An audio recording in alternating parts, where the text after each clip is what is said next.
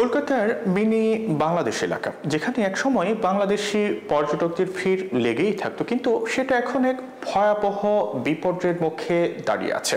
এই এলাকার ব্যবসায়ীরা পুরোপুরি বাংলাদেশি পর্যটকদের উপর নির্ভরশীল এবং তাদের অনুপস্থিতিতে একেবারে নিঃস্ব হয়ে পড়েছেন। পরিস্থিতি এতটাই শোচনীয় যে অনেক ব্যবসায়ী বলতে বাধ্য হচ্ছেন যে নুন আনতে তাদের পান্তা ফোড়ায় অবস্থা। প্রসঙ্গত, কলকাতার Marquis Street, Hogg Market, Free School Street, Collin Street, Rafi Ahmed, Kidwai Road এবং KYD স্ট্রিটের মতো এলাকার ব্যবসায়িক কেন্দ্রগুলোতে এখন কোনো প্রাণ নেই। গণমাধ্যমের খবরে বলা হচ্ছে যে রেস্টুরেন্ট, হোটেল সবকিছুই প্রায় বন্ধ হয়ে গেছে, আর ব্যবসায়ীরা তাদের বিক্রি পুরোপুরি শূন্য হয়ে যাওয়ায় ঋণে ডুবে যাচ্ছেন। এলাকায় গত 2 দশক ধরে বাংলাদেশি পর্যটকদের উপর নির্ভর করে গড়ে উঠেছিল একটি বিশেষ ব্যবস্থা, বাংলাদেশি খাবারের রেস্টুরেন্ট, হোটেল এবং সেবা, যা এখন একেবারে মৃতপ্রায়। দুর্বিষহ পরিস্থিতিতে কলকাতার ফ্রি স্কুল স্ট্রিট ট্রেডার্স অ্যাসোসিয়েশনের সাধারণ সম্পাদক হায়দার আলী খান গণমাধ্যমকে বলছিলেন যে আমরা একেবারে মৃত্যুর কোলে ঢলে পড়েছি।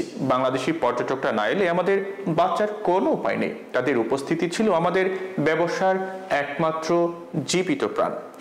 এখন তারা আসছেন না, আর আমরা ভীষণ আর্থিক সংকটে পড়েছি।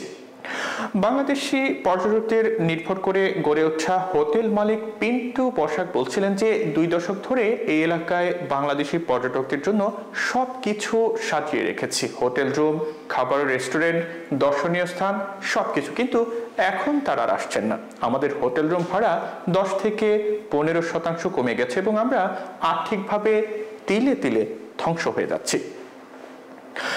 আবেগতাড়িত হয়ে মার্কুইস স্ট্রিটের রেস্টুরেন্ট মালিক NC ভৌমিক বলেন, এটি শুধু একটি ব্যবসা ছিল না, এটি 2 দেশের সম্পর্কের একটি প্রতীক ছিল। আজ যখন বাংলাদেশি পর্যটকরা আসছেন না, তখন আমাদের মনে হচ্ছে এই সম্পর্কের প্রতীকও ধ্বংস হয়ে যাচ্ছে।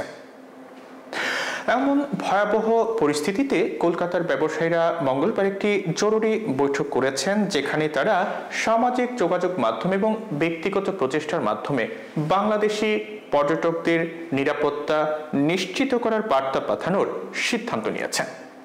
দ্য টাইমস অফ ইন্ডিয়া বলছে যে ব্যবসায়ীদের একমাত্র লক্ষ্য হলো বাংলাদেশি পর্যটকদের আস্থা পুনরুদ্ধার করা, যাতে তারা কলকাতায় ফিরে আসেন এবং ব্যবসা আবারও চাঙ্গা হয়। যদিও ব্যবসায়ীদের মধ্যে আশঙ্কা এখনো কাটেনি, তারা জানেন না যে এই পরিস্থিতি ঠিক কবে স্বাভাবিক হবে এবং তাদের টিকে থাকার জন্য ঠিক কতদিন লড়াই করতে হবে। গণমাধ্যমের খবর বলছে যে কলকাতার মিনি বাংলাদেশ এলাকা এখন এক কঠিন সময় পার করছে এবং যদি অবস্থা দ্রুত না বদলায়, তাহলে অনেক ব্যবসায়ী হয়তো তাদের জীবন জীবিকার একমাত্র সম্বল একেবারে হারিয়ে ফেলবেন।